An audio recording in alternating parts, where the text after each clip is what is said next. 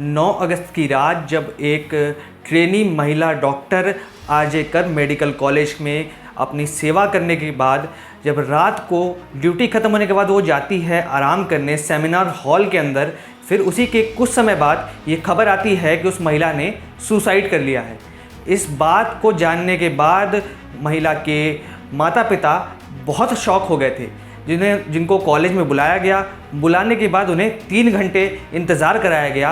उनके तमाम कोशिशों के बाद भी उन्हें उनकी बेटी की बॉडी तक देखने नहीं दी गई। 3 घंटे बाहर खड़े रहने के बाद जब उन्हें ये बताया जाता है कि आपकी बेटी ने सुसाइड कर लिया है, वो मानने को इस बात को बिल्कुल भी तैयार नहीं थे। फिर जब एक तरीके से बॉडी का पोस्टमार्टम होता है, पोस्टमार्टम में ये साफ जाहिर होता है कि ये कोई सुसाइड नहीं है, बल्कि ये pre planned rape and murder है। अब इस चीज़ को लेकर देश भर से आवाज़ें उठने लगी। तमाम लोग जब इस बात की बात करने लगे कि महिला को न्याय मिलना चाहिए और दोषियों को कड़ी से कड़ी सज़ा मिलनी चाहिए, खास करके तब जब हमारे देश में पहले भी ऐसी घटनाएं हुई हैं और अब तक कोई सख्त कानून नहीं पारित किया गया है। अब इस चीज़ को लेकर महिला के माता पिता ने भी मीडिया से बात की। उन्होंने बताया कि जब हम वहाँ पर पहुँचे तो उस कॉलेज के जो प्रिंसिपल थे संदीप घोष, वो भी वहाँ पर आए थे, पर उन्होंने हमसे कोई भी बात नहीं की, न हमसे कोई मुलाकात हुई, न हमारे से उनकी कोई बात हुई। पहले आपको सुनाते हैं कि महिला के माता पिता ने क्या कहा, फिर बताते हैं आगे की कहानी। आपको क्या लगता है इस जो घटनाक्रम में जिस तरह से संदीप घोष के ऊपर ब्लेम आ रहा है, वो कि उस तरह का आदमी है? ये हमको उसके साथ तो हम लोग बात नहीं हुआ पाया। जिस दिन इस घटना घटी थी उस दिन भी जरूरत पड़े थे उनको हमको बुला रहा था। फिर स्टूडेंट लोग बोला नहीं वो आपके बाद कोई नहीं जाएगा, आप इधर आइए। फिर आया था, लेकिन हमसे कोई बात नहीं की। अभी तक जो इन्वेस्टिगेशन में उठ के आ रहा है, जैसे सुप्रीम कोर्ट में जाके सीबीआई ने बताया है, इसको लेके आप लोगों का क्या बोलना है? सीबीआई भारत के सबसे बड़ा और अच्छे एजेंसी है जो सब काम निपटाते हैं, लेकिन ये काम में जो 10 दिन उन्होंने चार्ज लिया, अभी तक कोई तो अच्छा रिजल्ट नहीं आया है। फिर हम मांगेंगे कि उसके साथ वो जल्दी से जल्दी सख्त कार्रवाई करके दोषी को कड़ी से कड़ी सजा दे। जो जिस पोजीशन से आप लोग मांग रहे हैं जस्टिस, उस पोजीशन की आपके साथ में बैठे जस्टिस मांग रहे हैं, इसको क्या बोलना चाहेंगे?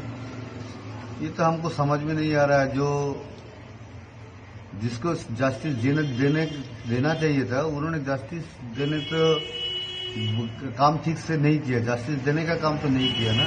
ये तो हमको ठीक नहीं लगा, इसलिए तो हम सीबीआई के पास दिया है, हाईकोर्ट में दिया था। अस्पताल में जैसे हायर एजुकेशन में जिस तरह से पैसा का जो सेमेस्टर, ये तो बहुत गलत काम है, लेकिन होता था। जो घटना सामने आ रहा है वो सही है।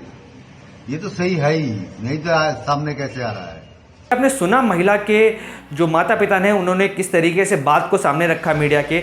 इस बीच एक और तस्वीर सामने आई थी जहां पीड़िता के माता पिता शांत खड़े थे और उनके पड़ोसी ने बताया कि किस तरीके का मंजर था उस समय जब एक माँ बाप को ये पता चला कि उनकी बेटी के साथ क्या हुआ है। बिल्कुल न्याय की उम्मीद खो चुके थे। उस बीच सीबीआई और सुप्रीम कोर्ट, ये 2 संस्थानों ने एकजुट मिलकर एक न्याय दिलाने की प्रक्रिया को आगे बढ़ाया। इस समय पुलिस के ऊपर भी सवाल उठे गए थे कि किस तरीके से पुलिस ने ढील बरती थी इस केस को, और कहीं ना कहीं इस केस को सुसाइड की तरफ ले जाने की कोशिश की गई थी। उसके बाद एक रात वहाँ पर कुछ लोग पहुँचते हैं हॉस्पिटल के अंदर और तोड़ फोड़ कर की कोशिश करते हैं ताकि सबूत को मिटाया जा सके।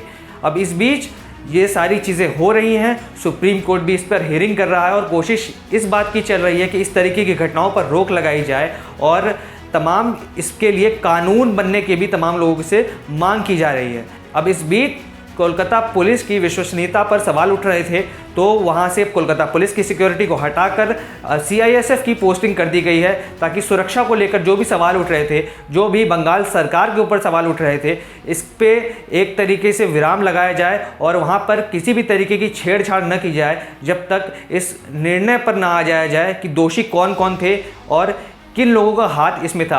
अब तक एक अपराधी को पकड़ा गया है, पर अभी भी शंका है कि ये सिर्फ एक अपराधी का काम नहीं, क्योंकि जिस तरीके से उस महिला के डेड बॉडी में से इतने लार्ज अमाउंट में सीमेन की प्राप्ति हुई है, इससे साफ जाहिर होता है कि ये किसी एक इंसान का काम नहीं है और इस पर पूरी तरीके से जांच अभी चालू है।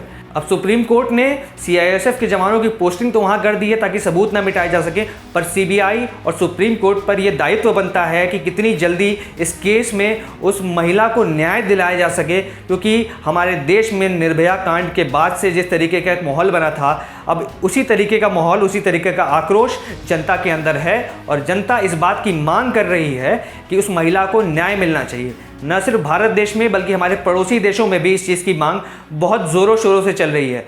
अब इस पर एक सख्त कानून की आवश्यकता है। अब ज़रूरत है कि जब इस देश में महिला के साथ दुर्व्यवहार हो तो अपराधियों के मन में इस बात का डर हो, क्योंकि उसके बाद से भी तमाम जितने भी दिन बीत चुके हैं, हर रोज़ 3 से 4 ऐसी घटनाएं सामने आ रही, चाहे वो महाराष्ट्र से आएँ, चाहे कन्नौज से आएँ, चाहे असम से आएँ। इस तरीके की घटनाएं बार बार इस देश में जगह ले रही हैं, जिसको पूर्ण विराम लगाने की आवश्यकता है और इसकी जिम्मेदारी राज्य सरकार, भारत सरकार और देश के बड़े बड़े इंस्टीट्यूशन पर है। अब इस केस से जुड़ी हुई हर खबर जानने के लिए हमारे साथ बने रहें, देखते रहें सौगंध टीवी। धन्यवाद।